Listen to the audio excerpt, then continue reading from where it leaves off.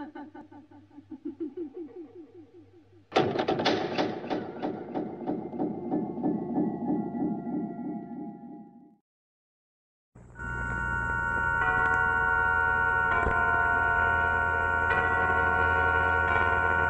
now, Suspense.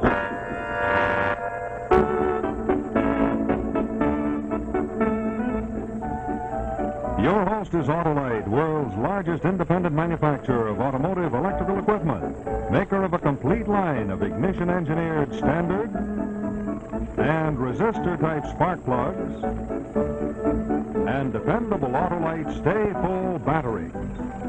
Autolite makes over 400 products for cars, trucks, tractors, airplanes, and boats in 28 plants from coast to coast.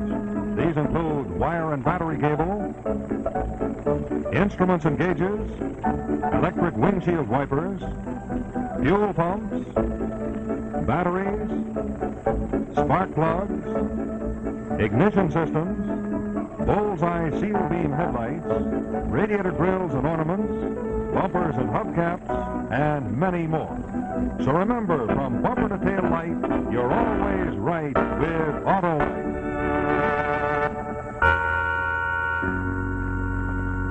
And now, Autolite and its 96,000 dealers present Suspense.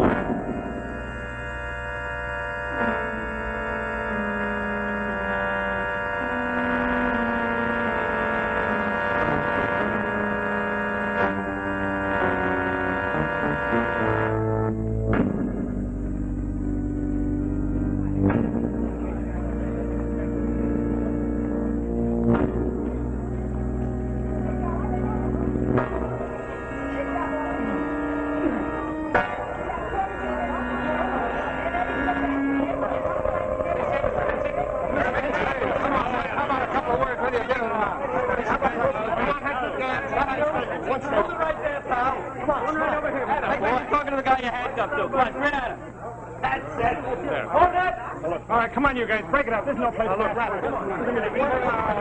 I'm back of the Chronicle. How about a short statement from you? I have nothing to say. Well, come on, pal, don't give a Just a couple of words, Max. No, but I tell you, I have nothing to say. It seems to me a guy who's going on trial for bumping off his wife ought to have something to say. A guy with enough imagination to squirt a hypodermic full of arsenic into his wife's arm, you ought to have plenty to say. Come on. Imagination? You call it imaginative to kill in such a ridiculous fashion? A fashion so easily discovered? No. No, only a fool would kill in that manner. How would you kill, Mr. Henry?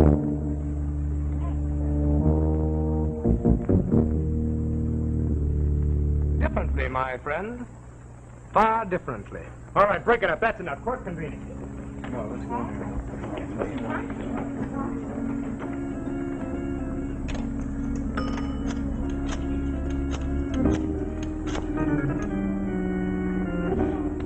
Oh, sweetheart, this is Turk down at the courthouse. Give me the city desk, will you? Hello, Beetle. This is Turk down at the courthouse. Say, I'm on the Hensing case. I think there may be more of a yarn in it than we figured. Something he said to me just now. I want to follow it up. Look, could you use your influence with the DA's office, get me into a cell, talk for a little while? Yeah, I think it's a beat. Okay. I'll wait for your call. We're here today to consider one of the most heartless and cold-blooded murders ever perpetrated in this state. The murder attributed to the defendant, Max Hensick. Lies, Mr. Wilson. Lies and vicious inferences and cool hints. I know now what is meant by killer's eyes. Max Hensick's eyes. You call me a killer even before the trial is over. I only said you had killer's eyes. That is what you think of me?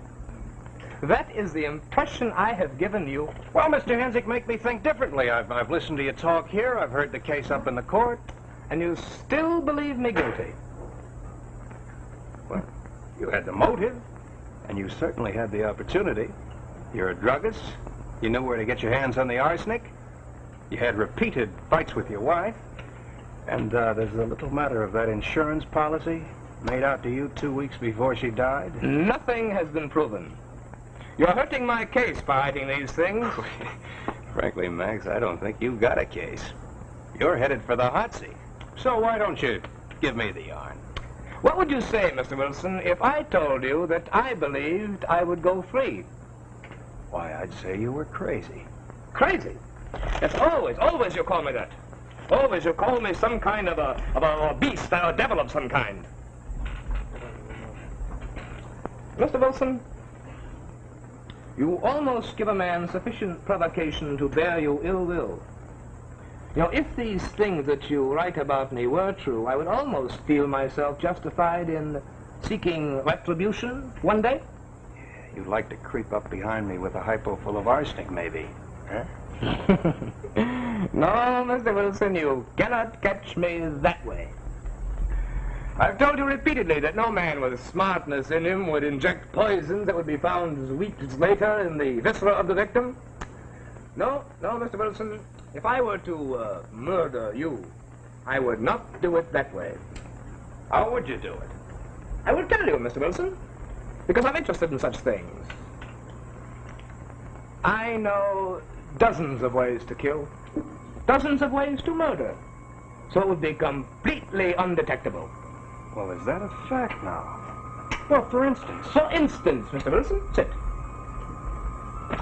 What if I were to take a disease germ of typhus or plague, any germ you wish, and make of it such a virulent a culture that no medicine in the world could counteract it? Do you follow what I say, Mr. Reporter? A really powerful microbe. And then just scratch the skin of my victim with a little pin. So. Yeah. Huh? Yeah. That'd make a guy dead in no time at all. Exactly, Mr. Wilson. Might even make a guy a little nervous thinking about it. If he didn't know that you were the leading candidate for Hot Seat Harry of 1950. There are other ways to die much more painful than this that I've told you. Slower ways that are painful much more. Oh, I shall get out. I shall not be convicted, and I shall get out. And perhaps I shall come and tell you about them one day. That would be interesting, wouldn't it, Mr. Reporter? Very interesting indeed. Why is it that these reporters can never agree on the color of my shirt when I'm in court? Some say pink, some say gray, some say blue. Always I wear white shirts. You can tell them that. Never in my life I ever wore anything but a white shirt.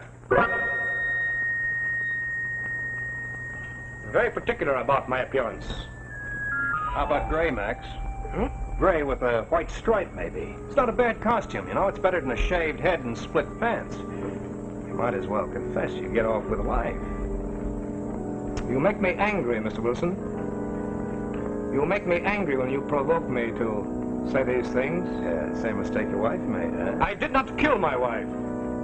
Someday you will realize that. Someday when it's too late, perhaps. Better come out, Turk. And you gotta go back up to the courtroom. Huh? Okay. Say, I'll send in a copy of the Sentinel tomorrow. I think you'll like the story I'm gonna write. 6 methods for committing murder. Or, discussion of, new ways to kill.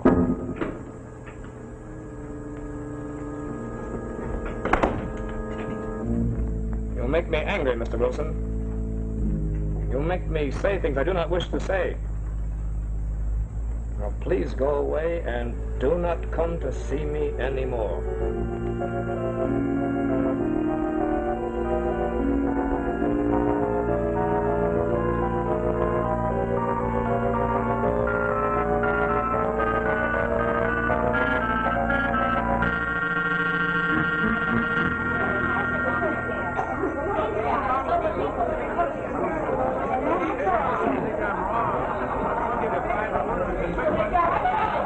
I don't know. He got himself a real perspicacious counselor, that Hensick. Perspicacious? Very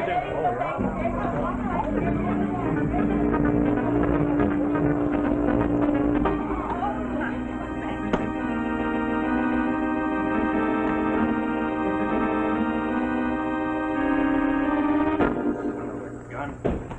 Quick. Nichols, I'm out of Nichols. Get your hands off that phone. Hey, quiet, you guys. Congratulations. We did it. Oh, wait. Sure. Okay. So, I told you I knew I would get out, huh? No one believed me guilty but you, Mr. Wilson. You jumped to conclusions too quickly, I think. Okay, Henzik, okay. You pulled a fast one. You beat the rap. Now let me alone. You still believe me guilty? I know you're guilty. Oh, you know so much, Mr. Wilson. Perhaps you write a story about how much you know, how much you think you know. You write another story someday so that you can persecute and hound me some more? I don't like the idea of murderers going around the streets free. I don't like to be made an idiot of. Now get this, Henzik. You better take a tip from me. Be careful. You pull this murder rap and you got away with it, and you're liable to try it again. And when you do, I'll be there to nail you. So be careful. You be careful too, Mr. Wilson. Perhaps you write another story one day. Or perhaps you read a story. That would be interesting, huh? The story written about you? Very interesting indeed. I will wait very patiently to read that story. But I don't think I will have to wait very long. I think.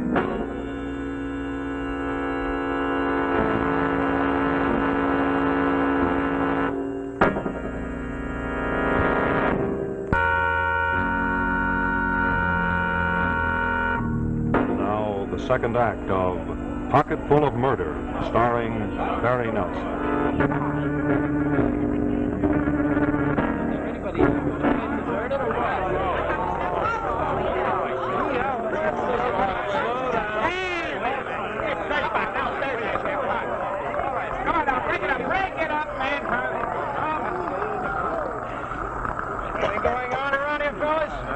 Sort of got this fire. Nice fire. One of the best.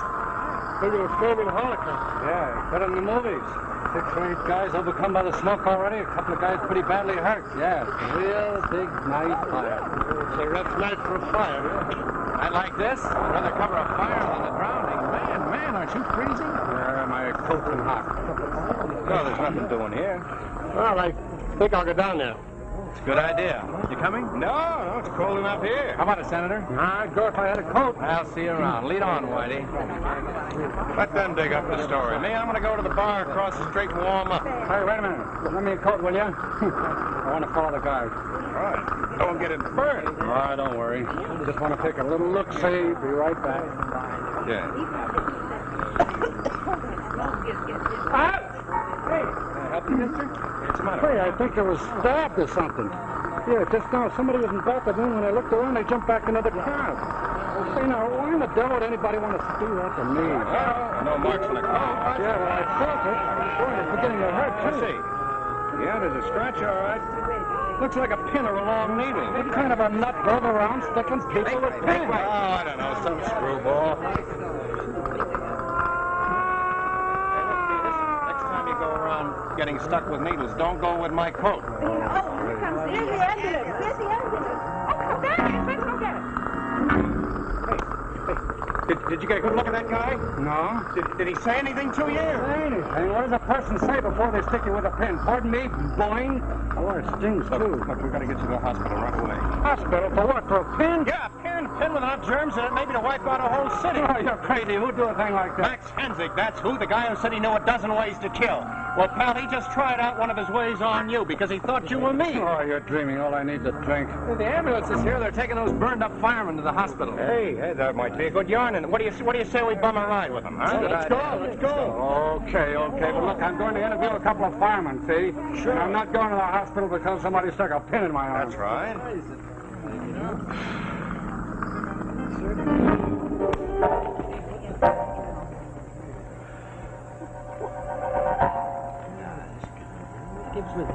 Okay, I'm sorry.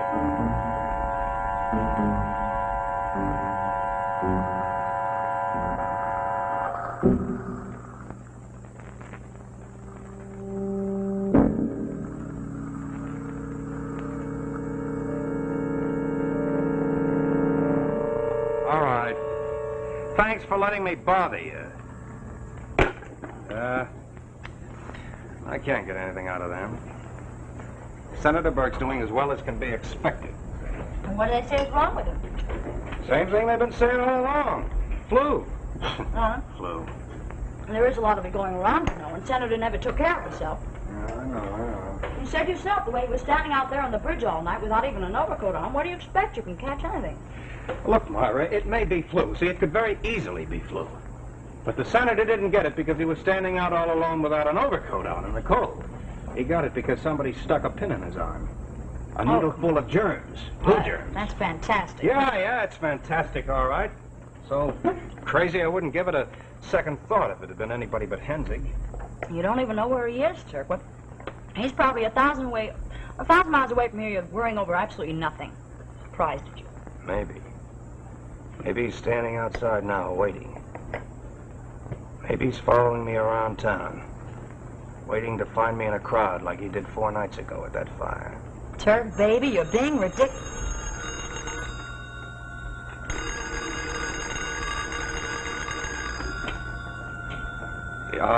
Yeah? Beetle? What? What is it? You're not giving me the business. Okay, thanks. Senator's dead. Flu. Turk, I'm sorry. Yeah. Flu. A disease nobody dies from anymore. Unless it's a concentration so virulent that no doctor or no medicine can help you.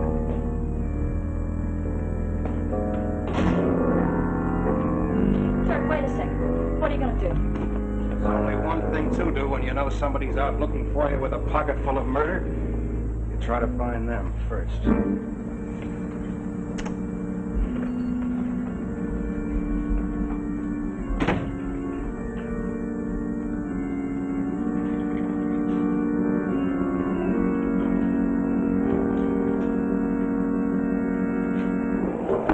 Going down. Going down. Going down, mister.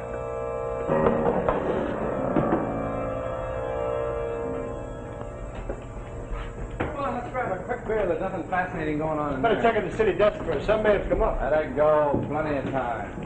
Uh-oh. Here comes Johnny One Note. Ah, hiya, Turk.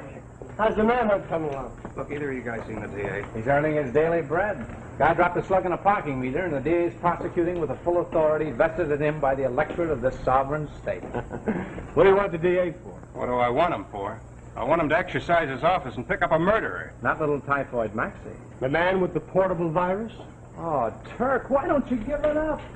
The senator picked himself up a case of flu and then knocked him over. You're imagining things. Am I imagining this?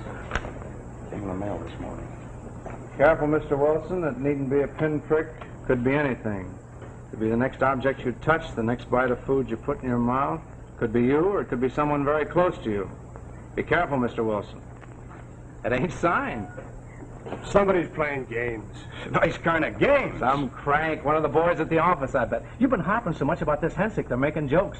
Come on, let's get a beer. What has to happen before you guys will listen to me? Well, pal, if you pick yourself up in the gutter someday, all dead from the bubonic plague, maybe I'll listen to you.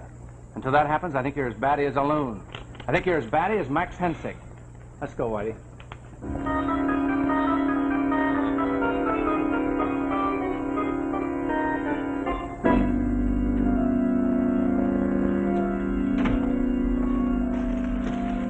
Oh, hello, sweetheart.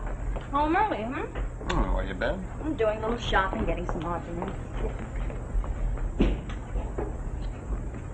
John? What's the matter? I don't know. I guess I must have scratched my wrist getting off the bus just now. Oh, well, you better get some iodine on it right away. It's nothing. Wait a minute. Let me see that. It's a scratch, see? When did this happen? Well, Turk, When did this happen? I just told you I was getting off the bus, and I guess... Did anybody bump up against you, brush you, or anything? Well, of course, darling. It was a crowded bus. What's the matter with you? We gotta get you to a hospital right away. What, are you crazy, Turk? I'm not going to a hospital just because I scratched my wrist. Now, listen.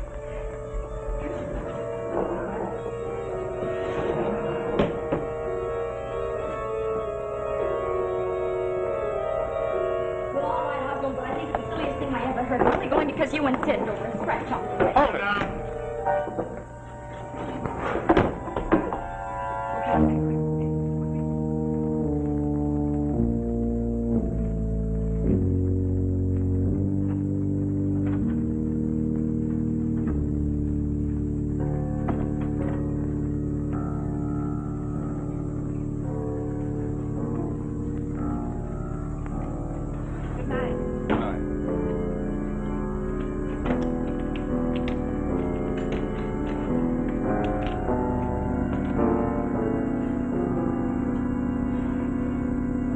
Good evening, Mr. Wilson. Here we are. Move by the sofa. Quickly and quietly. Stop. Now we'll assure ourselves some privacy. There. It's evening. Now stay where you are. We'll pull these blinds. That is unwise. Sit.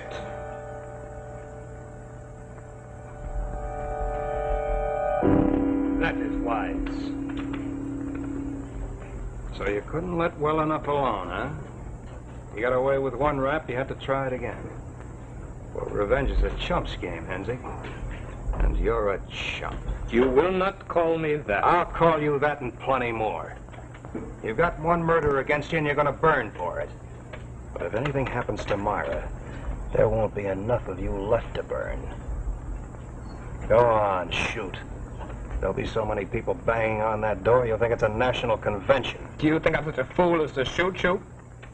There are other ways, much better ways to ensure that you bother me no longer. Yeah. You're gonna get bothered plenty. You're going to the chair. Don't be ridiculous. I've committed no detectable crime. The Senator's dead. From the influenza. Which you gave him. And this you can never prove. I don't think I'll have to. I'm glad you said you didn't want to shoot. I got a different idea. I'll shoot you with pleasure.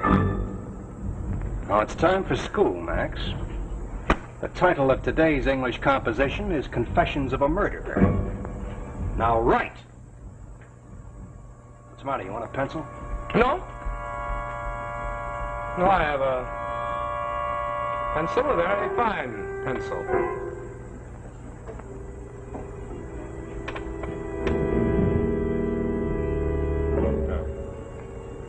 What is it that you wish me to write? How about I, Max Hensing? I, Max Hensing, confess to the murder of my wife, Hilda. I, Max... Not a very good pencil. On the contrary, it's a very fine pencil. But it wasn't used for this. The reason for this pencil is for...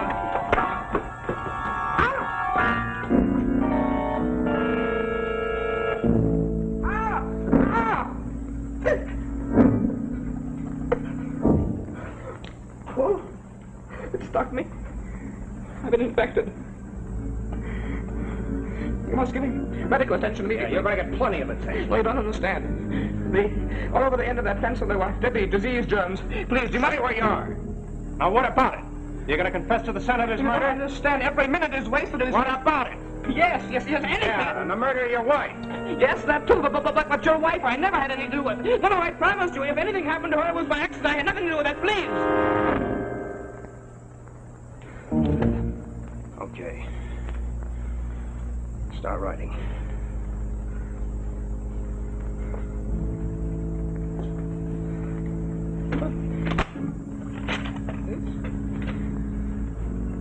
And here's a pencil that works.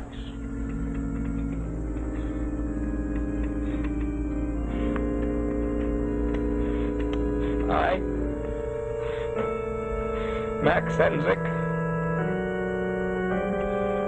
confess the murder of my wife, Hilda.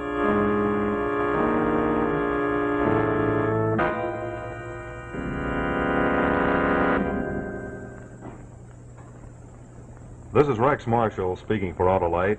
And in just a moment, I'll tell you about next week's suspense story.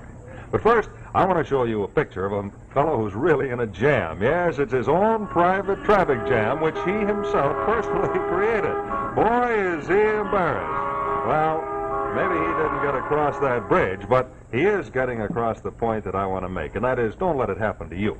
Now, one way to help prevent it from happening is to treat your car or truck to a motor tune-up. And I mean a real #1 motor tune-up at your neighborhood service station, car dealer, garage, or repair shop. You know, friends, an ounce of prevention now will keep your car running right and may save you troublesome delays, plus the possibility of expensive repairs later on. So ask your repairman to test and service the electrical system of your car. Yes, have him go over the whole system, including the distributor, coil, generator and regulator, starting motor, battery, spark plugs, and wiring. And if your car needs replacement parts, ask for and insist on original factory parts exactly like those that were installed by the manufacturer. You know, all Autolite parts are original factory parts, and always remember, from bumper to tail light, you're always right with Autolite.